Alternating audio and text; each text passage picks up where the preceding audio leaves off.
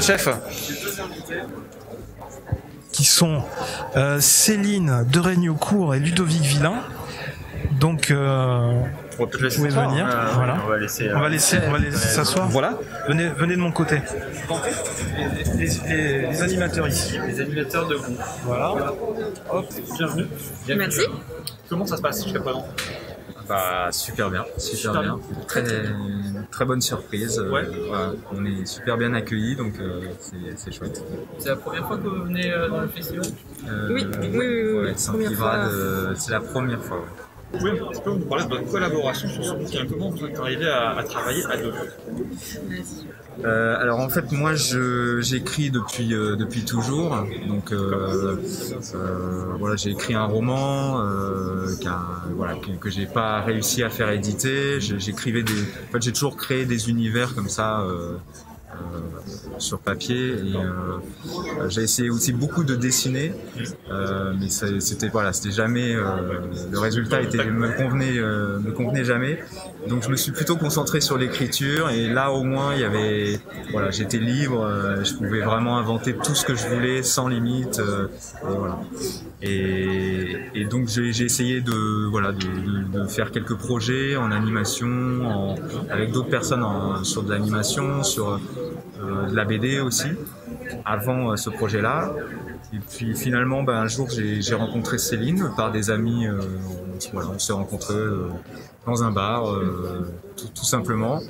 Et puis nos univers en fait correspondaient, quoi. Je lui ai demandé de me montrer un peu ce qu'elle faisait, et c'était super, quoi. C'était exactement ce que je recherchais, voilà.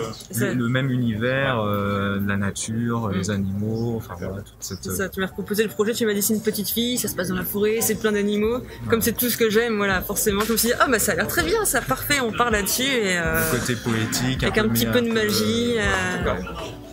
Voilà, et c'est comme ça qu'on est parti. On s'est dit, on a dit, est-ce que ça te dirait d'essayer? On a fait quelques planches comme ça. Sachant que c'est notre première BD, j'avais jamais fait de BD. J'étais dans l'illustration jeunesse avant, mais la bande dessinée, j'avais jamais essayé, jamais tenté. Donc c'était vraiment, on y va, on se lance et on verra bien si ça marche. Et illustrer justement l'histoire de quelqu'un d'autre.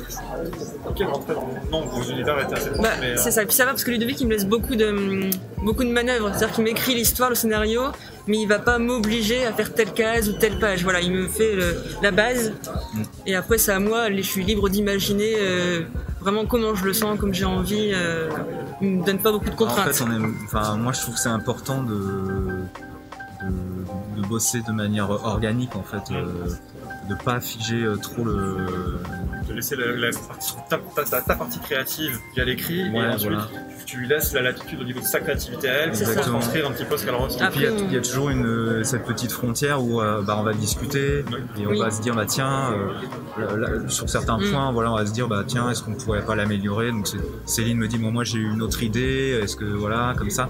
Moi je lui dis oui, mais ça correspond pas à ce que j'ai pensé après, ou voilà, donc on se cale sur certains trucs, et c'est une partie hyper intéressante parce que c'est vraiment un travail d'équipe, je trouve. Ouais, c'est un ping-pong en fait, c'est tu me montres ce que tu as fait, puis je te montre ce que j'ai fait, puis on me donne des retours sur l'autre. Ouais, et c'est vachement mieux de faire comme ça que de faire comme un peu à l'usine, je te donne mon texte, tu le dessines, et je pense que ça se ressent aussi après dans la bande dessinée, quoi. C'est vraiment un partage au final. Ouais, c'est un partage, et puis il faut que ça soit amusant pour nous de le faire.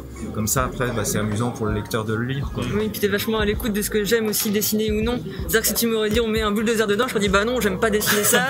Je pense que t'aurais été d'accord, on l'enlève. C'est clair, moi mon but aussi quand j'écris, c'est que Céline elle s'amuse à le dessiner, et donc j'y pense vachement aussi. Dire tiens, ça je suis sûr qu'elle va trop kiffer, donc. On est arrivé vraiment aussi à penser à elle, à sa partie à elle, carrément. De ta partie à toi. Ouais, exactement, c'est ça. On nous disait tout à l'heure, on a les petits commentaires des gens qui nous regardent en bas à droite de l'écran, c'est pour le retour. Coucou les gens. Hello. Qui nous disaient que c'était un mélange de la princesse Mononoke et Bambi. Moi je trouve ça un beau compliment parce que moi je suis très très fan de Miyazaki, donc forcément ça se ressent, ça doit se ressentir dans le livre, mais j'ai essayé aussi de faire ma propre voilà, ma propre sauce, ma propre recette, on va dire. Mais c'est vrai que j'aime beaucoup la poésie qu'il y a dans les œuvres de Hayao Miyazaki. Et Disney, pareil, c'est aussi très chouette. C'est deux mondes qui sont un petit peu différents, mais... Ouais, mais en fait, c'est l'équivalent, mais dans deux cultures différentes. Voilà, c'est ça. Donc, ils ont tous les deux à leur manière... c'est le même monde, mais pas la même culture. Après, moi, je suis plus Pixar que Disney, mais... John Lasseter aussi, j'ai une grosse admiration pour lui. Donc c'est une petite fille avec son chat qui partent en vacances, enfin qui sont conduits par ses parents chez sa grand-mère, donc à la campagne. Elle vient de la ville, donc elle est pas très enthousiaste. Et voilà, parce que en fait il y a pas de télé, il y a rien. Il n'y a même pas de console, donc c'est vraiment la loose. Et en fait, au final, elle va découvrir que il y a tout un monde, tout un univers qui se trouve justement dans la forêt, pas loin de la maison de sa grand-mère, et où là il y a des créatures magiques. Et voilà, il se passe des choses et il va falloir qu'elle va se retrouver projetée dans ce monde-là, un peu malgré elle. Et donc avec l'aide d'autres animaux, elle va essayer de régler les problèmes qui se passent dans la forêt. Kankama, vous travaillez? Oui. Et alors, moi, la seule chose que je sais dans Kama, c'est dans ma jeunesse, je jouais à un jeu Dofus. Et il y a quelque chose, un lien particulier, ou c'est juste... Non, là en fait on est vraiment... c'est vrai qu'en Kama, ils font beaucoup de transmédia, donc ils déclinent leurs univers en BD, en animé, sur le jeu vidéo. Et là nous on est vraiment à côté, c'est autre chose quoi. C'est encore une autre branche.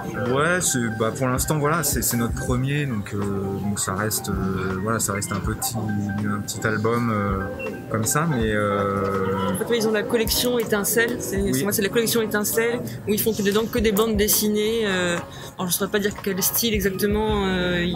C'est jeunesse quoi. Oui, c'est jeunesse. Ça s'adresse vraiment au public jeunesse et donc ouais, c'est vrai qu'on est dans cette collection là qui en plus qui aime bien montrer des choses un peu graphiques, un peu différentes de ce qu'on a l'habitude de voir. Et ça c'est vrai qu'en Kama édition pour ça ils sont super parce qu'ils essaient de proposer des choses différentes en termes de bande dessinée. Ça nous plaît bien.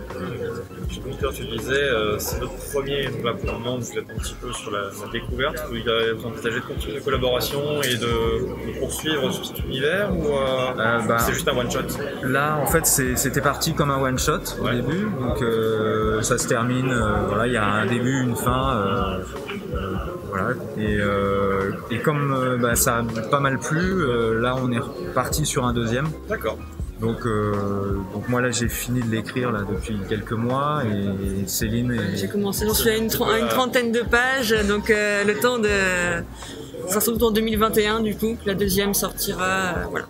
Du coup la collaboration du premier mot d'écriture, du brouillon jusqu'à la fin de la diffusion, vous mettez à combien de temps là c'est difficile parce que sur le premier en fait comme moi j'étais dans la création de l'univers en fait, même s'il n'y a pas tout dans celui-là, moi j'ai essayé d'imaginer qu'il y avait une série en fait, donc du coup il faut mettre en place un peu tout l'univers, comment ça fonctionne, toute la technologie, toujours le premier tome de chaque série, on pose l'univers, ouais, exactement. Un certain nombre de pages. Et en même temps pas tout dire parce que c'est vrai que il faut regarder surprise. Voilà, il faut en garder, découvrir un petit peu l'histoire au fur et à mesure. Voilà. Et donc là c'était quoi ta question? C'était le temps qu'on a mis du coup. Ah oui, le temps qu'on a mis du coup, une année environ en tout. Moi j'ai dû mettre 3 mois. Oui, 3 mois pour le scénario. À la fin des planches, quoi. Et ouais, et puis toi le reste quoi sur un an. Ouais, sur une année, une bonne année pour après tout faire. On est parti sur une grosse pagination. Oui, c'est pas le petit roman qui fait une page, le petit assez épais quand même. On s'est un peu lâché sur les pages. C'est ça aussi chez Ankama, ils aiment bien les livres assez généreux. Il y a de la matière, quoi. Voilà, où t'as de quoi lire, tu peux trop te faire plaisir. Donc ça aussi, c'est vraiment chouette, quoi. On sait que le lecteur, il va pouvoir passer du temps. Ne perdons pas de temps, chaque minute qui passe, c'est un nouvel arbre qui se transforme. Là, là j'étais pas mal. Hein. C'est pas mal. J'étais pas mal. On va montrer une petit bout de page à l'intérieur, c'est possible? Ouais, carrément. Bien sûr, oui. Celle-là, elle est très cool, l'ambiance de nuit, là. C'est du pur hasard. Hein. Ouais, elle est super sympa, celle-là. Voilà, pour vous donner une petite idée de ce qu'il y a à l'intérieur. Je vous remercie. À moins que tu aies d'autres questions. Oui, il me semblait que vous avez gagné quelque chose. Ah oui, vous êtes lauréat. Oui. Ouais, c'était une surprise. Complètement la surprise. Vous y attendez pas du tout. Non. On était là en train de dédicacer, puis tout d'un coup. Puis je crois que j'entends mon nom. Ludo il est en train de dire mon nom là. Qu'est-ce qui se passe là? Un prix. On fait l'appel. Donc ouais, donc c'est trop bien quoi. C'est cool. Bah ouais, premier album. La preuve que ça marche bien. Ouais, c'est clair. Et puis c'est génial de rencontrer le public, les lecteurs. En attendant que d'autres vous chercher, discuter que cette ambiance du salon, que ce soit du roman ou de la BD, c'est toujours quelque chose où on rencontre l'auteur, on repart de temps en temps avec un petit dessin, donc c'est le petit goodies en plus de l'histoire. C'est vrai. Là où on peut échanger aussi avec l'auteur, on peut voir ça. Bon, en BD ça marche un peu moins, mais moi je faisais beaucoup dans les salons du roman. Ouais. Le roman, on imagine personnellement ce qui se passe, l'univers, même si on a plus ou moins les cadres de l'auteur, mais en fait, peut-être que l'auteur avait imaginé totalement quelque chose de différent dans sa tête, et c'est un échange. Ouais, non, mais c'est vrai que ça fait super plaisir, c'est aussi, ça fait partie de la récompense, quoi, de voir les sourires. Les enfants qui sont super contents. Oui, les sourires, oui. On les voit sur les yeux, quoi. Oui. Mais ouais, vous avez cool. d'autres événements prévus sur cette fin d'année ou justement avec les situations moi aussi j'en ai un en novembre à Cluse. Ouais. À Cluse, pareil, pour des interventions scolaires dans les classes avec les enfants aussi pendant 2 jours. C'est génial. Et une journée en médiathèque. Voilà, donc c'est pareil, avec les enfants ça va être encore tip top. C'est pratique, c'est cool de présenter justement ce genre de. Enfin, quand on arrive pour les dessinatrices, de partager ces moments avec ces enfants. Ah oui, c'est magique, hein. On les voit, ils ont des grands yeux, ils sont là, wow, mais c'est toi qui as fait la BD, mais vraiment tous les dessins, oui, toutes les pages, oui. Et on voit que vraiment, ils ont toujours plein de questions, ils sont curieux, ils demandent plein de choses, donc vraiment c'est toujours un super retour, c'est enrichissant pour nous et ça nous fait du bien. On sait pourquoi on fait ça, quand en face on a les enfants qui sont vraiment super contents de nous voir, c'est top. Déjà une admiratrice dans le chat qui l'a acheté du coup le livre, qui attend de le recevoir en bleu. Voilà. Oui, on fait un petit jeu depuis ce matin, c'est-à-dire qu'avec les viewers, on essaye de leur faire deviner un personnage de BD en utilisant des adjectifs, des descriptifs. Voilà. Donc par exemple, je vous donne un exemple. Voilà. C'est par exemple, j'ai dans ma tête un officier de marine, barbu, colérique, alcoolique. Capitaine Haddock. Voilà. Ok. Donc, à votre tour, vous pouvez vous consulter. Ouais. Quel est le personnage de BD que vous avez en tête? Comment vous le décririez en quelques mots aux viewers pour leur faire deviner? Voilà. Il faut que ce soit pas trop dur aussi.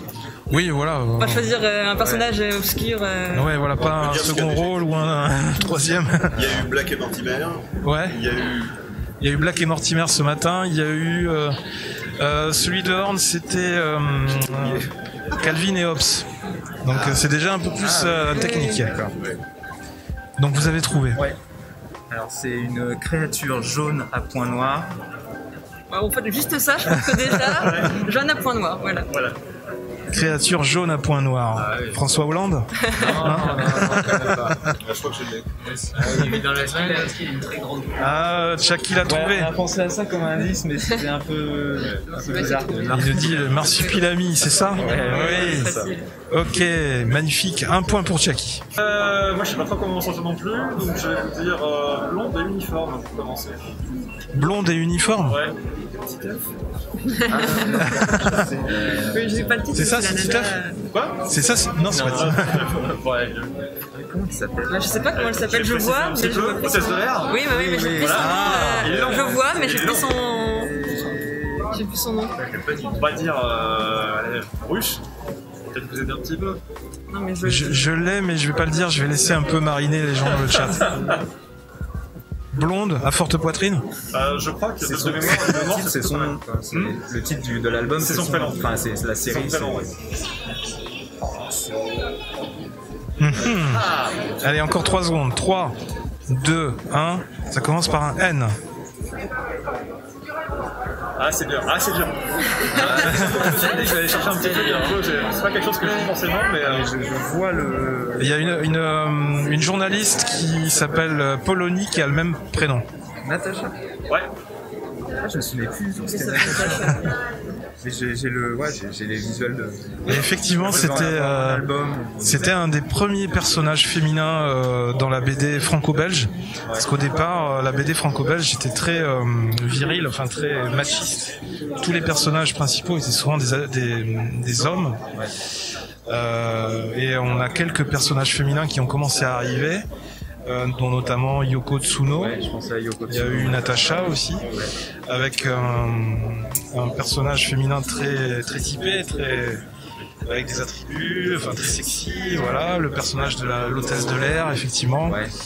Mais leur ont apporté, comme à Yoko Tsuno, ils ont apporté un petit côté scientifique, côté science-fiction, qui fait que on a été, les lecteurs ont vu un peu au-delà de l'apparence, la première apparence qu'une femme peut apporter visuellement.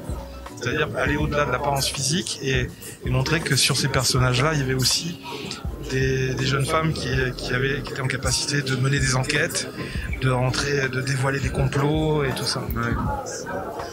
Très intéressant cette question. Et tout ça sans préparation. Mais c'est le principe de ce métier. Et donc je terminerai moi avec mon énigme. Le baigneur argenté.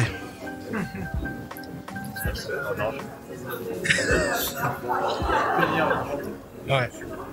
C'est pas Silver Surfer. C'est le surfeur d'argent. Oui, bien joué.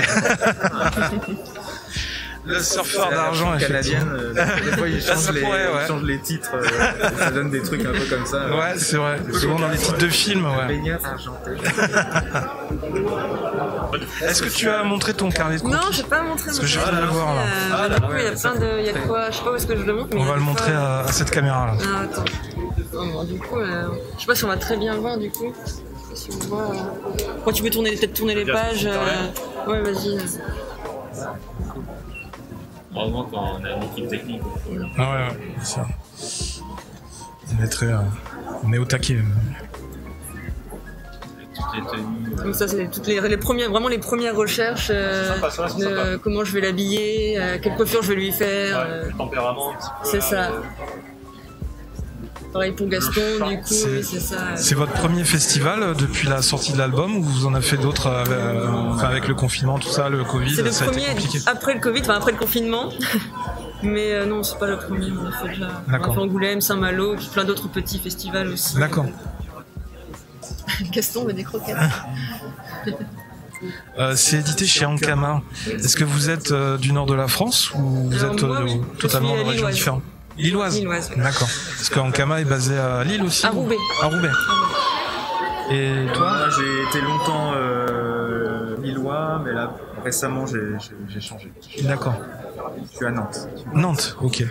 Après, tu vas spoiler un petit peu après aussi. Hein. Ça va pas trop loin. Après, il y a du spoil. Il y en a déjà trop montré. Oui, ça a beaucoup de valeur. Ça. Regarde. Bien, mais c'était cool. Merci à vous. Merci à vous. Un grand merci. Merci beaucoup. Bon festival. Merci. Et profitez de votre prix. Et on se retrouve l'année prochaine, évidemment, pour l'affiche du prochain festival.